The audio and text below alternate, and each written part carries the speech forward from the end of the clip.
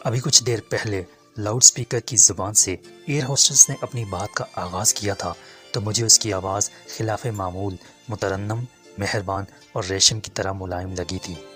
خواتین و حضرات، ہم بے حد معذرت خواہ ہیں کہ طوفان باد و باران کے سبب طیارہ اسلام آباد انٹرنیشنل ایئرپورٹ پر اترنے کے بجائے لاہور میں اترے گا۔ موسمی حالات موافق ہوتے ہی ہم جلد از جلد آپ کو منزل مقصود تک پہنچانے کی کوشش کریں گے۔ ہم آپ سے تعاون کے طلبکار ہیں اور ایک بار پھر معذرت چاہتے ہیں۔ شکریہ۔ ڈیم اٹ، میرے دائیں ہاتھ پر بیٹھے ہوئے کالے صاحب نے کہا، جو ولایت میں 7 سال رہ کے خود کو گورا سمجھنے لگا تھا، اور وہ کوا تھا جو ہنس کی چال چلنے کی مضحکہ خیز کوشش کر رہا تھا۔